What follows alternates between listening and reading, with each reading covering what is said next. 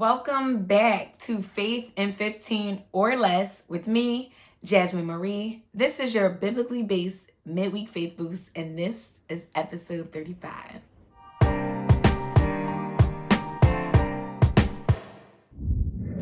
One quick announcement. It is March. We're 1 week into March. And if you're now in the third month of this year and your life is still feeling a little chaotic and you really just need a place to recenter, to get everything out of your head onto paper, please make sure you invest in the Intention Planner by going to jazzthepoet.com/works. And if you already have it, make sure you're doing the monthly reflections. I sat down and did mine this past Monday, and it was just so helpful to start a new month properly. And so don't forget to get yours. The link will be in the description below.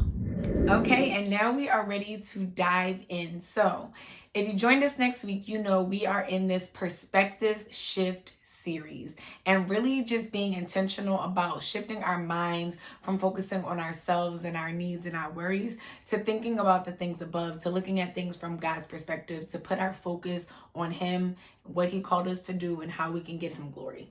And so continuing with that series, we're going to be looking probably today and next week at Numbers 11. And this week we're going to look at Numbers 11 verses 4, and I'm reading in the New King James Version. Now the mixed multitude who were among them yielded to intense craving. So the children of Israel also wept again and said, "Who will give us meat to eat? We remember the fish we ate freely in Egypt, the cucumbers, the melons, the leeks, and the onions and the garlic. But now our whole being is dried up. There is nothing at all except this manna before our eyes." So let me give you some context. In this passage, the Israelites have been taken out of Egypt. They've been led by Moses, and they are heading to the Promised Land. Now, once they left Egypt, there have been a series of obstacles, a series of redirection, a series of just evidence of God being with them, but also them struggling to trust God. And at the beginning of chapter 11, it says that when the people complained, it displeased the Lord. So they opened the chapter with complaining. And then we see more complaining in verse 4. Now, I want to use the series of verses this week to focus on how to focus in the struggle. Because they're in the midst of a journey.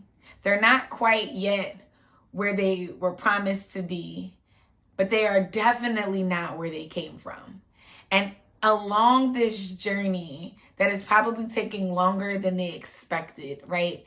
They come against different moments of struggle or frustration or worry, and they continuously just think the worst, right? No matter how much God shows up and shows out for them, they just keep going back to struggle, worry, and spiraling. And so because I want us to learn from them, we're going to look at this chapter for both this week and next week. But this week, we're just going to focus on these verses about the Israelites. And next week, we're going to look at some verses about Moses, who was leading the Israelites, because he had some things to say. And so I'm going to share 3 tips to help us focus in the midst of our own struggles. First, watch what you yield to. Watch what you yield to. And so what we see in verse 4, it says, now the mixed multitude. And in the easy translation, instead of mixed multitude, it says that there were foreign people traveling with the Israelites. And those people were the ones who yielded to the intense cravings. They kind of made space for, they gave into these cravings, right? Now, I want to note that it says intense cravings, right? So there was a feeling that was very strong, but the word that they use is that they yielded to it, right? So sometimes we have feelings that are very strong. We feel very strong. I actually had a moment the other day, right, where I was just thinking about the things that are coming up, and I'm like, oh my gosh, this is due and I have to do that. Oh, and this is going to be due and I owe this. And it was just a little bit of overwhelm, right? And so instead of yielding to that feeling, because I know I'm leading a perspective shift series, I went into my prayer room and I talked to God, and I first started with everything that I was grateful for. So I didn't yield into the intense feelings, the intense thoughts that were coming up, right? But in here, it says that the Israelites were traveling with a foreign people. Those people yielded into the intense cravings, and then the Israelites started complaining later in the verse. And so what I want to ask you is first, like, who is in your camp? Who is on this road with you, right? Because are these the people that are yielding to what culture wants, that they are yielding to seeking out the notoriety, that they are yielding to trying to get attention, that they are yielding to, getting a bag, securing the money, doing all of these things that are not focused on why God placed us there, that are not focused on giving God the glory in every part of our journey and everything that we do?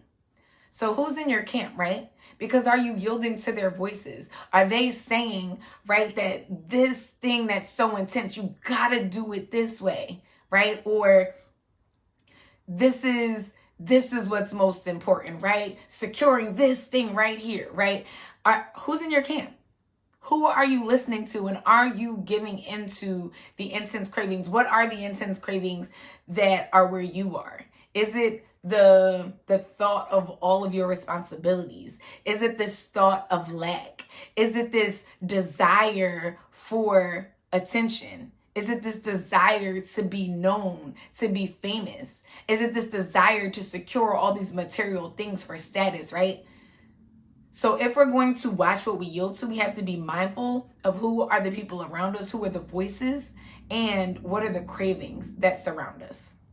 And then we can move into point number 2, which is once you begin to watch what's around you, right? You then need to pay attention to your cycles. You need to do some pause, reflection, and introspection. And so it says, also still in verse 4, that as the people, the mixed multitude, yielded to the cravings, the children of Israel also wept again. Meaning they was already complaining. They was already weeping and crying and things before. And not that there's anything against crying, but chapter 11 opens saying that when the people complained, it displeased the Lord. And why? Right? Why is the Lord frustrated with these particular people? It's not just people that he's called, but it's people that he's shown things to, right? These are the people that God took out of Egypt. So first they saw the 10 plagues that came upon the Egyptians. And then once he took them out, these are the people that God opened up the Red Sea for. And then after he did that, these are the same Israelites who, while Moses was up in the mountain, they got distracted and built golden calves to praise them, got corrected by Moses, right? And then God delivered to them on tablets the 10 commandments. These are the people that he not only called, but that he revealed himself to over and over and over again. And yet here they are, 2 books later. They got carried out in Exodus. You got Leviticus, and now we're in Numbers, and they're still complaining. So they wept again, right? Because this was their cycle. And we have cycles, right? I spoke last week about how this perspective shift series has caused me to look at how far I've come in my development, but also how far I need to go.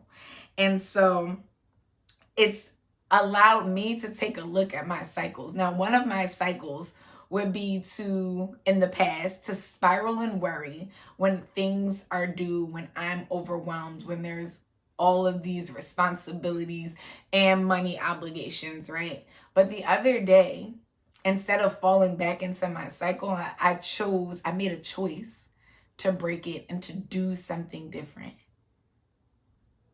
To stand on the words that I say and that I read, that the Lord has given me. To sit in gratitude, because even in the midst of the things that might cause me to spiral, he's doing things for me. He's showing himself to me over and over and over again. And so pay attention to your cycles. The other part of their cycle is that they're just sitting here talking to each other. They said, who will give us meat to eat? Not, oh God, can you give us meat to eat? Or Moses, will God give us meat to eat? They're not even thinking about Moses or God, even though these are the individuals who've been leading and helping and providing and being used for them, for their behalf, right? But they're like, who? They're just talking amongst each other. They're forgetting God and his power. So what are your cycles, right? Another cycle that I have is when things get hard, like if I'm reaching a new space, I avoid, right? That's when delays come in on my journey, right? So for example, if you can see my book, Unkept Faith, I am on this journey to publish my book, which is coming out, it's being released this June. But once I finish writing the book, and writing is the easy part, I'm a writer, right? So writing, I got that done, right? I finished writing in September 2021. But that next part of like publishing, finding a publisher, figuring out the marketing plan, putting it out, like there were a lot of unknowns there. And so that got stalled because I avoided leaning into some of the difficult things. And that's not to say that things weren't developing over that time that were needed to get me to this place, but I have to also be honest that I have a cycle of avoidance when I hit an unknown that requires me to learn something new to move forward. And so I just want to ask you, like, what are your cycles? And pay attention to them. And I have an activity that's going to help you. And so once you understand your cycles, you can then stop yourself from spiraling, because you're going to do number 3. And that's check your narrative. Check your narrative. And so in verse 4 through 6, starting at verse 5, we'll say, in verse 5, the Israelites say, we remember the fish we ate freely in Egypt, the cucumbers, the melons, but now all we see is this manna. Okay, pause. Pause. So they remember when they were enslaved individuals in Egypt, how they had all of this abundance of food. You also got beat. You also were enslaved. You also had no freedoms. But their narrative, because they're so focused and engrossed in this complaint and what they don't have, their narrative limits what they see to, oh, back there it was good and now it's not. Back there we had this and here we don't. It limited their focus to lack in the present moment and gave them a false memory of rose-colored glasses of the past moment. And so I recently had to check my own narrative, right? I had felt, I think yesterday, that I needed to kind of just sit back and look at my journey. I left my teaching career, my 10-year teaching career, in June of 2019.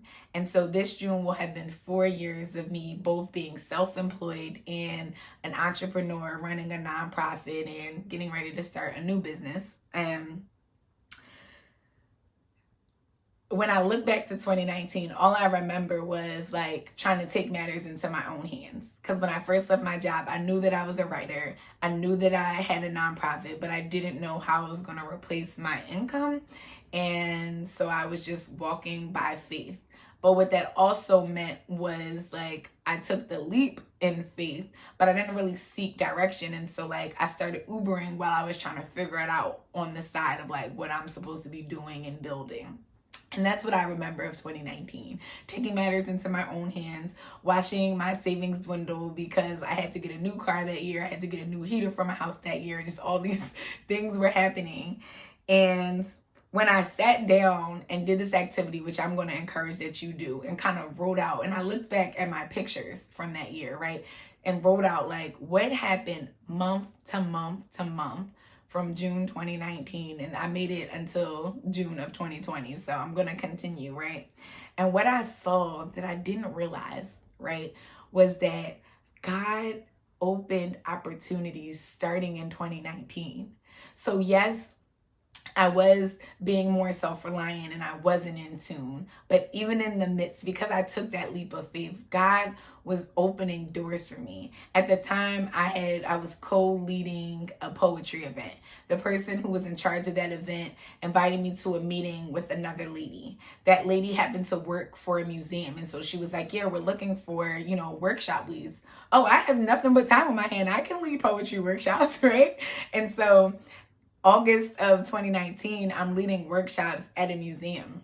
And then that opportunity, she was connected to another museum that was starting a girls program. My background's in teaching. Oh yes, I can help co-teach, be a teaching artist at a girls program. I can definitely help with development of a curriculum and weekly, monthly workshops for them. Yes. And so again, these were just breadcrumbs and opportunities that God was just opening up for me, that he was moving on my behalf. But I would not have remembered that if I did not check my narrative, right? And so I want you to just reflect, right? What is a time, like the journey that you're on right now? Where did this journey start, right? Maybe you currently have new responsibilities. Maybe you're currently in school. Maybe you're currently in a new phase of life, right? I want you to just look back at when that journey started and kind of reflect. And maybe you need to use your pictures or your social media to remind you of what has been happening, things that you've been celebrating along the way, and see how God has actually been moving over and over and over again on your behalf in ways that you might have forgotten.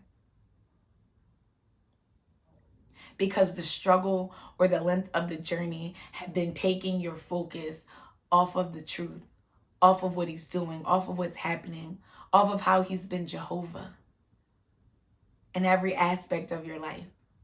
And so I encourage you to just map out your journey. And I'm not even going to give you declarations for today because I really want you to sit with this, right? How do you focus on the struggle? You remind yourself of what God is doing and what he has done to get you to this point. I said last week and I'll say it again this week. Where you are today is an answer to a prayer you prayed yesterday. Answer to a prayer you prayed in a previous season. That's what I mean by yesterday. And so really just sit in gratitude for all that he's done and is doing for you right now so that we do not spiral and displease God with our ongoing complaints. So thank you for joining. Have a great day and I'll see you next week.